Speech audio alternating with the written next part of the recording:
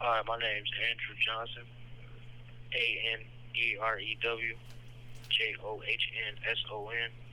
and I'm one of the 7 people that was left in Kalamazoo County Jail's garage. I know you were inside that transport van and you said it was a pretty scary experience. Yes, yeah. Can you tell me about that? Yeah, I can. From the beginning, it was a lot. It was very stressful. My anxiety was high.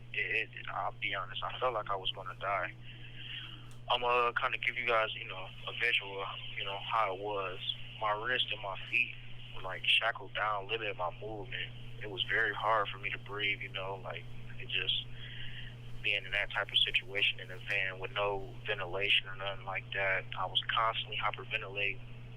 I kept continuing to have a panic attack. It was other males that was in the van that was trying to help calm me down. I was, that kind of thing, as we working as a team to help each other out to get through the situation, and just the panic attack. I just kept thinking, like my mind was wandering everywhere. All I kept thinking about was my family and stuff, and just me dying in that van. Just the thought of me dying in that van just was so scary and stuff like that. It's real hard to. Sorry, it's real, kind of still kind of fresh, so it's kind of hard for me to talk about it. But just the thought of me dying caused me to urinate on myself, and I sat with urine for over an hour constantly in a very high degree heat with visuals of different ways I might die in the van. Like, it's just, can you imagine just being with someone that's supposed to protect you, just leave you for dead like that? It was a lot. It was very stressful. And when you said you had that panic attack, was that when you realized no one was coming back? Yes. That was when I realized that, that nobody was coming to our rescue. We had to, luckily we had some strong enough ones that was in the van with us to kick the window out and break the window to, get us out of there. Because if we didn't, we were going to die. Yeah. Your life kind of flashed before your eyes. Yeah, it still kind of, it still kind of bothers me. I can't sleep at night at all. The anxiety be high. Every time I close my eyes, I go back to that van. It's a lot. Does that change your mind on, I know that you are in jail and have made some decisions maybe that you're not proud of. Does that maybe change your perspective moving forward if you want to change, so maybe you might not end up in a van like this again? Yeah, well, I mean, from the beginning, I'm still, I'm innocent, man. I'm still innocent till proven guilty. So it's like, what the alleged, whatever they might be saying or whatever like that is still not, you get what I'm saying? So, yeah. I mean, yeah, overall, nobody wants to be left in a van at all and just be, no one wants to be incarcerated. So nobody want to be left in a van and stuff like that, to be left for dead. It's a very traumatic situation. And I know that you guys, one of the other inmates who I spoke to was able to bust one of the windows out and was able to get you out of the van. Another inmate had been able to notify one of the guards. And so I know at that point, that's when they were checking for any medical attention that needed to be had, any conditions going on with you guys. So can you walk over with me, what were they?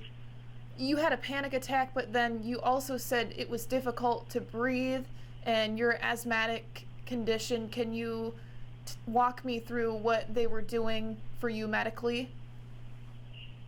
Okay, so when we got out of the van, they they was able to get us into like the cell area out of the garage, and the whole team just rushed down. The nurses rushed down and stuff like that.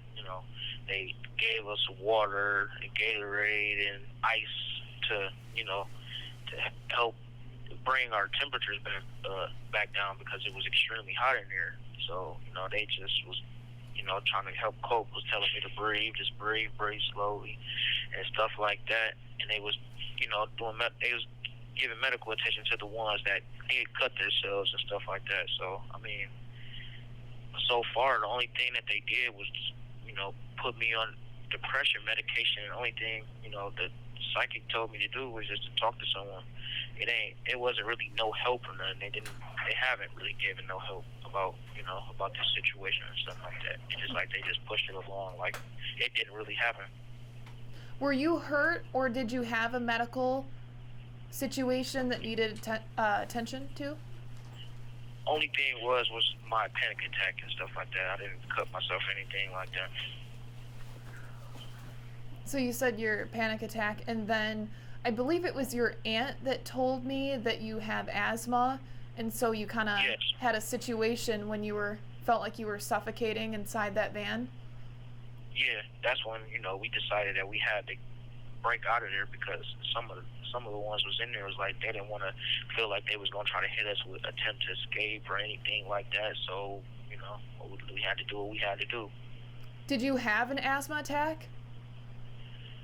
No, I didn't. But like I said, when you have panic attacks, it's very hard to breathe. Feel like everything is closing in on you and stuff like that. It's like it's very hard to it's kind of hard to explain. You just have to So that made it even harder to breathe when you went into that panic attack. Yeah, it definitely did because we're in very high degree in a van with no ventilation, no airflow or nothing like that. So it definitely was extremely hard. The windows was fogging up, all that kind of stuff. How do you feel like your treatment was with the medical staff that helped you? From getting us out of the van and stuff like that. And at the moment, I felt like, it wasn't, it could have been a lot more they could have done and stuff like that. But it's like, it wasn't like a hospital. It wasn't, and they really tended to you like that or nothing like that. But I don't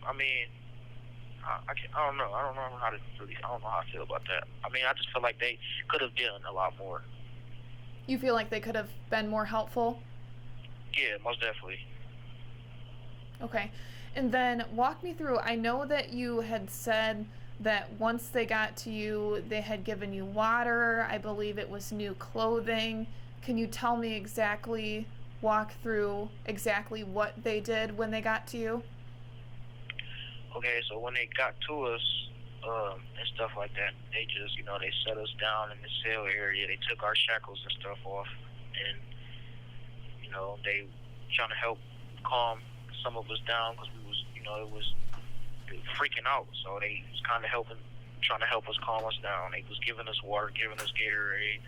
They ended up giving us ice packs to cool our temperature down, and they just had us sit there for a long period of time to get us back to normal. One of the guys was in there. He was an older guy. He turned pale, like he was about to die. He has heart problems and stuff like that. So, I mean, that's all. Then after that, when everybody was, able to stand and walk on their own and stuff like that, they took us to one of the pods.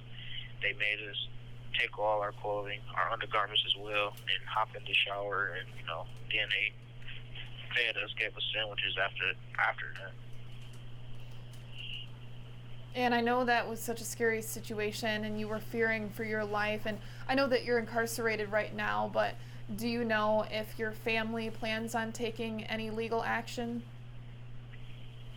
Yeah, most definitely, because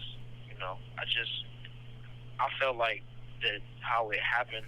I felt like the driver that left us there, I kind of feel like it was done on purpose. Like it's just like, how do you forget about 7 people in back of a van? How do you how can you forget that? How could you do that and go home and forget about it? Like, it just doesn't sit right with me at all. Like, I still have nightmares about me being in that van, going through that traumatic situation. Like, it's very, very traumatic. Yeah. You're still trying to make sense of it all. Yeah. Yeah. Well, Andrew, thank you so much. We appreciate you sharing your story.